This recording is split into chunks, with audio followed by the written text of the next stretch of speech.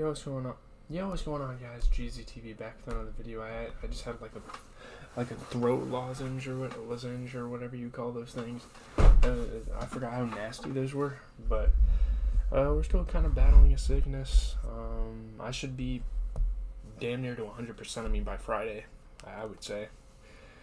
But I'm definitely trying to be good by tomorrow night so I can listen to some music. Yeet and Don Tolliver are dropping. I'll probably listen to both of them tomorrow night and edit the videos throughout the weekend because I'm going to Chicago, I think. So, yeah, we got The Walking Dead. We're trying to get back on schedule. We're going to miss out on a movie or so this week, but there was no basketball, so you can't really blame me. We got to get back in a rhythm by tomorrow because the NBA is back. And tomorrow you guys are going to get like 3 or 4 videos. It depends. You're going to get The Last of Us review. You're going to get a Dexter review. You're going to get an NBA recap. And maybe if I'm feeling myself, I might just give you guys an album review video tomorrow night.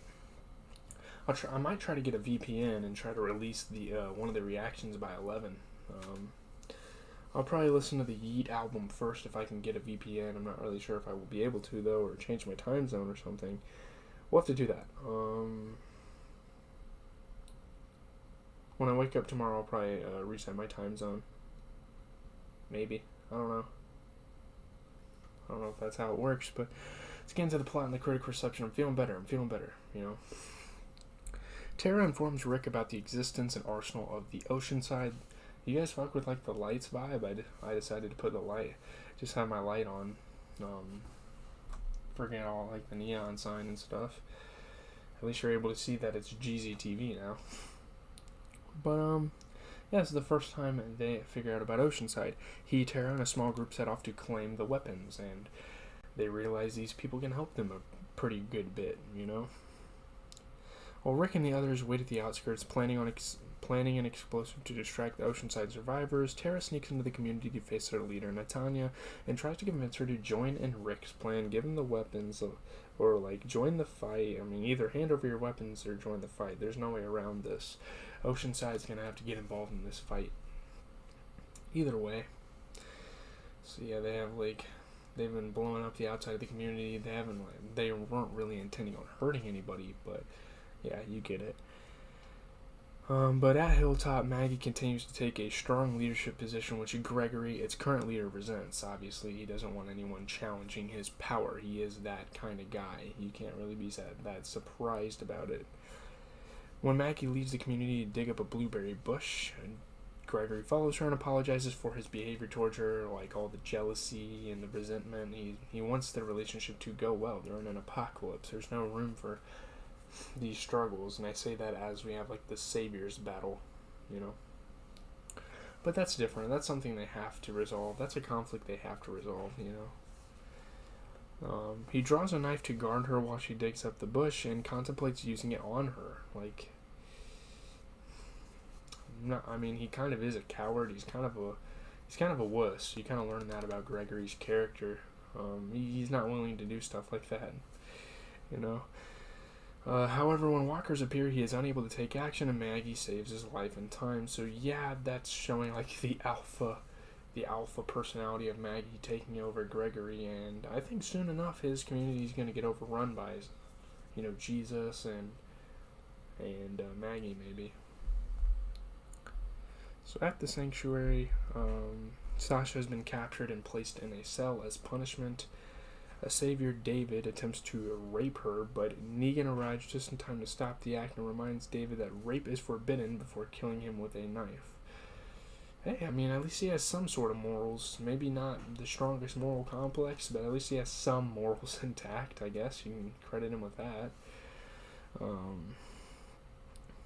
Impressed with Sasha's bravery for attacking Sanctuary, Negan offers her his personal knife and gives her 3 options for it. Kill him, commit suicide, or put down David's corpse before he reanimates us to join them as a savior. Like, he's giving these people an opportunity to kill him. Like, he gave guys like Carl an opportunity to kill him, pretty much. Like, he was pretty accessible. Like, and no one even dares to put a target on his back until now with the Alexandrian people. But she just decides to stay imprisoned there, I guess. Let's see. After Negan leaves, Sasha is visited by Eugene, who suggests she join the Saviors like he did, as they make him feel safe. Now, I don't know what the hell Eugene was thinking. No one's gonna listen to a damn thing. No one's gonna listen to a damn thing a coward like Eugene has to say. Literally joined Negan with no resistance. Yeah, well, I don't think Sasha wants it to go down that way for her. Back at the Oceanside community, Natalya refuses to help, and after Rick's explosives goes off, she takes Tara's gun and holds her in check to try to gain some sort of upper hand, when they're not going to get any upper hand. We're talking about Rick's group, and unless you're the Saviors, there's no crossing these people. Like, we've learned that throughout the show. As the other Oceanside residents go to check the explosion, Rick's group holds them at gunpoint, explaining his plan to face the Saviors. Now, these people have obviously been affected with the Saviors. Pretty much everyone in the area has been affected by the Saviors, whether it be recently, whether it be way back when. All these groups have faced the wrath of the Saviors, one way or another. So Natalya emerges with Tara, refusing to join them, but just then a horde of walkers drawn by the blast appears. I'm not sure what they thought an explosion was going to do. I mean, it did frighten those people. It put like a bit of an intimidation factor, but they do realize they're in a zombie apocalypse, right? Any commotion's gonna stir up something. But walkers haven't been a problem in this show since... Who died to walkers? Like... What was his name? Tyrese. Ever since like Tyrese died, I don't think walkers have been a factor at all. And hopefully that changes for this show. That'd be cool to see the walkers like actually be doing something instead of there being like a civil war. I don't know. It is strange how the show had that kind of evolution though. I mean, I guess they had to get used to the walkers some way, shape, or form. They wanted to survive up to this point. In the confusion, Cindy subdues Natalya with a punch to the face, freeing Tara from gunpoint. Cindy has been good help to Tara, and she punches... I don't remember... Why can't I remember... Is Natalya like her mother, grandma? I don't remember. I'm sorry. Like, it's been a while since we've talked about the Saviors, and I actually watched this episode like 2 days ago, so like... Yeah, I kind of forgot some of the stuff that happened. But, let's see. Rick officially leads both communities into quelling the horde, but Natalya still refuses to authorize her people to fight. She doesn't want to fight anymore. She wants to live her life. She wants to be peaceful. And, I mean, they're a pretty peaceful community. When Negan returns to Sasha's cell, Sasha has put down David. Obviously, she had to, or else she probably would have died herself. She tells him that he won before returning the knife. Like, he's won her over, and she's going to be joining Negan, which is terrible, honestly. But Negan informs her that he heard that Rick's group is up to no good, and tomorrow will be a big day. So Negan kind of acknowledging what Rick's group has been doing, and that's not good for Rick's group. Tomorrow's the big day. That means we're going to get a pretty crazy... I'm expecting a pretty wild season finale for season 7. Distraught, Sasha pleads with Eugene to bring her a weapon, ostensibly so she can end her life, but she honestly might use it on Negan given the chance. But Sasha kind of needs to put herself out of her own misery. She's been through a lot. She lost Tyrese. She had a relationship with Abraham, then he died. She dealt with a lot of crap. He brings her one of the poison capsules he previously made, leaving her disappointed because she wanted a weapon to possibly use against Negan, of course. 1 second here. Oh, that's something in my throat.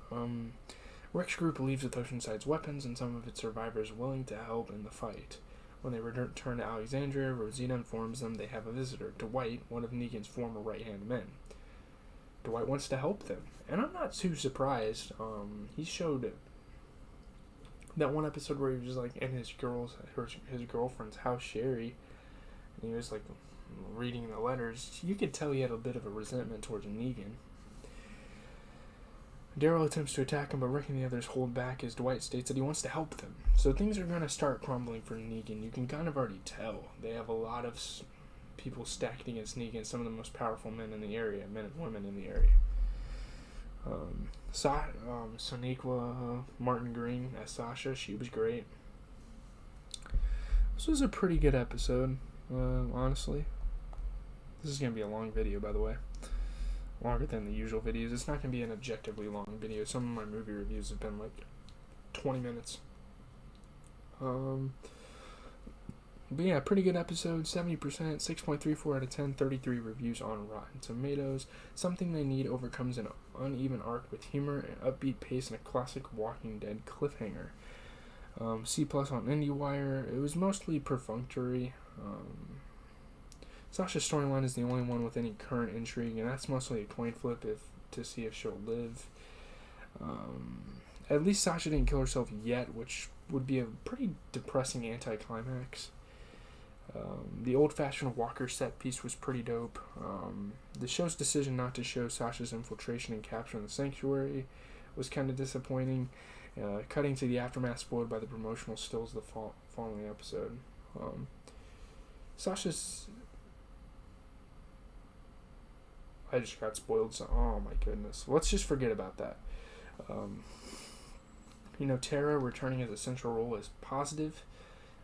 As a positive for this episode. While Alana Masterson hasn't been the greatest actress to grace the zombie apocalypse, I can appreciate the every womanness of our bumbling hero. Some people up to this point got kind of burned out with the show. The action at Oceanside was cool, but there were definitely some bad moments. I mean, the plotting of it was bad. The execution was a little strange, but it was still fun because it stuck to the rules of what makes The Walking Dead good on those rare occasions when it actually is. The table setting was pretty cool. I mean, about 2/3 of the episode consists of the kind of long dialectical scenes the show relies on far too often as a way of killing time instead of walkers and creating the illusion of thematic depth. I'm telling you guys, walkers are not a factor in this show anymore. Good or bad thing, you decide. I mean, we've had enough walker storylines in this show, I guess. Walker influenced storylines, I would say, but yeah. And here these pieces serve more of a narrative purpose, and because they're divided across two locations and broken up by some actually, sorry about the geese outside, thrilling sequences elsewhere, the overall experience is more satisfying. Yeah, obviously Sonequa Martin Green was great.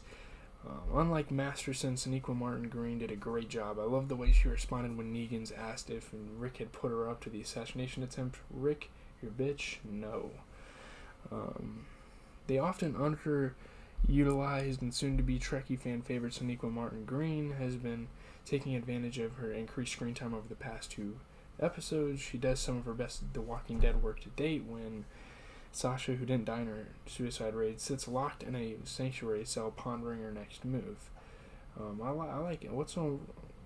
I like her storyline. I mean, what's so remarkable about these interactions are the layers of emotions and motivations that Sasha cycled through, from fear and despair to a sense of hope when she realizes she can manipulate the molded gent into slipping her a weapon to kill herself, which she hopes to use on the big man in charge, which is kind of something that a lot of the women there have wanted to do. It's a lot of their plans, I guess, which is kind of interesting. I'm sweating. Sorry if this episode's long.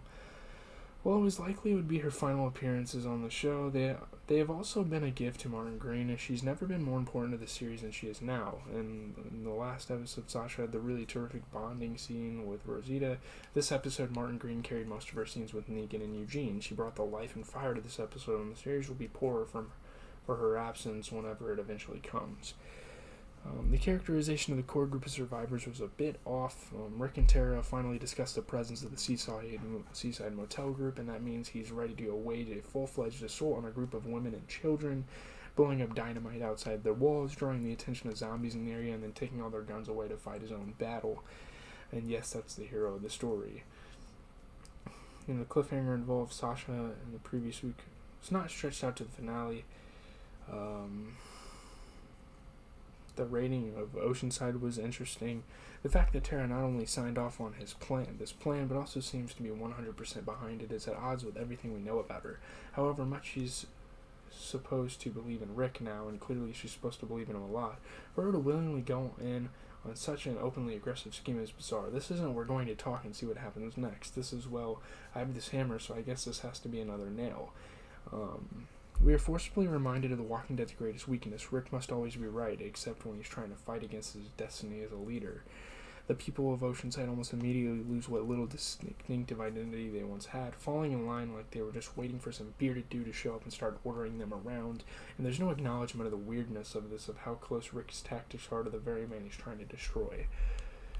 It is a bit forced. There are some forced moments in this show. Like, he literally just smoothly wedges himself into this community and conquers them. Yeah, this video is lengthy. I apologize for that, but I gotta get back to watching my shows. So leave a like, comment, and subscribe. I don't even know what I'm gonna do after. After that, I'll probably just chill for the rest of the night. Got a stupid test at the end of the week, but it is what it is. We gotta do what we gotta do.